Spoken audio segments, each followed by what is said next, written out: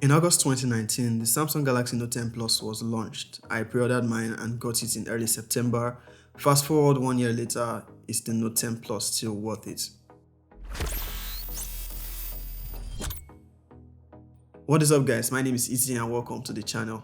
So I've had the Samsung Galaxy Note 10 Plus as my daily driver over the last 1 year. It was pretty much the device that kicked off this channel. It was the first device I unboxed and reviewed.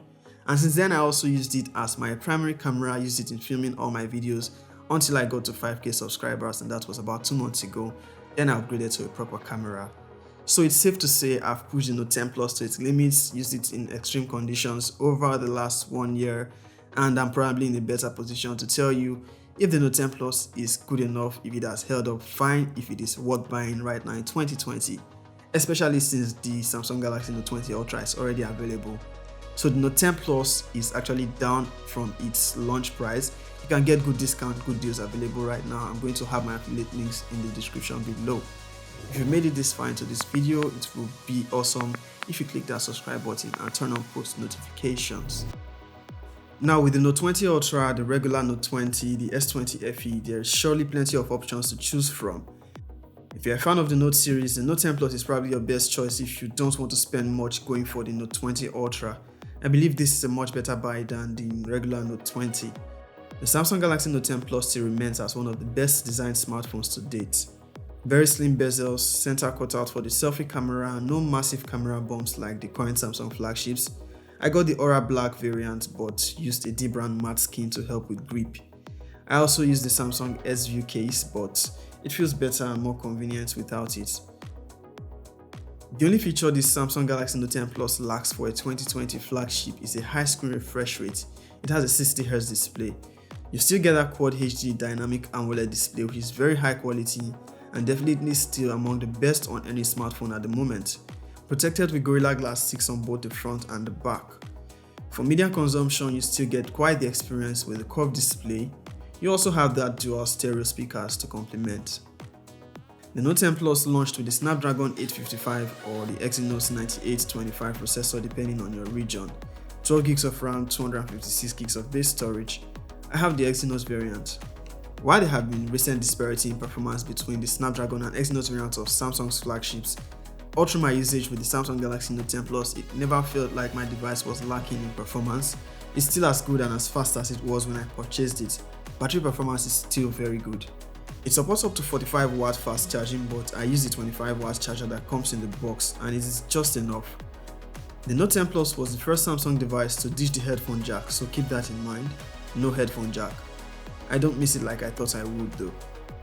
It launched with Android 9, but it's currently running on Android 10, and it has also gotten One UI 2.5 updates, which brought wireless deck support and a host of other features, keeping it current with the newer Samsung flagships software-wise. With Samsung recently announcing up to 3-year software updates for their devices, the Note 10 Plus included is scheduled to get Android 11 and Android 12 updates. That is to say, if you are purchasing the Samsung Galaxy Note 10 Plus right now, you are going to get 2 more software updates, keeping the device relevant for longer time. Personally, the Note 10 Plus is likely going to be my daily driver for the next 1 year, at least until there is a proper implementation of the under-display selfie camera for the Note series, assuming Samsung does not kill off the Note series before then. The Note 10 Plus has wireless charging, though I prefer wired charging because it is faster. But I've used the reverse wireless charging feature occasionally when I forgot to charge my Galaxy Buds. It has come in handy more than I initially thought it would. The ultrasonic fingerprint scanner on the display has improved significantly. It has become more responsive than it was at launch. There is no talking about a Samsung Galaxy Note device without mentioning the S Pen. It is what makes the device noteworthy. Personally, I choose the Note series because of the S Pen, and I always use it, mostly to take notes and on few occasions for media control due to its Bluetooth functionality. It also comes in handy when you want to take selfies and you don't want to stretch all the way up to the volume keys or strain your thumb to reach the shutter. Let's not forget that the Note 10 Plus is also IP68 water and dust resistant, and so is the S Pen. The Samsung Galaxy Note 10 Plus still remains an amazing device, able to play high graphics games at max settings with no heating issues and no lags. It may lack a high screen refresh rate, but it exceeds expectations on every other aspect. 12 gigs of RAM is more than enough for a fluid experience, and so is 256 gigs of base storage, which is expandable. I have a 128GB SD card inside my device, but I have barely had use for it. Now let's talk about the cameras of the Samsung Galaxy Note 10 Plus. How has it fared over time? Unlike the newer Samsung flagships, it does not have a zoom camera nor the ability to shoot in 8K, but what it can do, it does flawlessly. Over time, I've taken selfies, portraits, and all sorts of shots. Until now, the camera still amazes me. It still stands as one of the best smartphone cameras. It shoots up to 4K 60fps on both front and rear cameras, and it has optical image stabilization. Like I mentioned earlier at the start of this video, the Samsung Galaxy Note 10 Plus pretty much started this channel, and it was my primary camera up until 2 months ago. Now if you've been following this channel for a long time, you've probably already seen the quality that comes out of this camera. These are some of the videos I made using the Samsung Galaxy Note 10 Plus, though with a little color correction. Without mentioning, you are going to think it's a DSLR. With the recent One UI update, it brought Pro Video mode, which gives you more control with DSLR-like features for better video recording.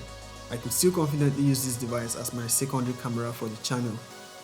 Now a summary of all of this is that the Samsung Galaxy Note 10 Plus still remains an amazing device even after a year, and it can continue to remain so for the next 2 years. Great software support up to Android 12, great display, great design, great camera performance, a great all-round performance. Now is this a device you should consider buying right now in 2020 even with all the plenty of options available? Definitely.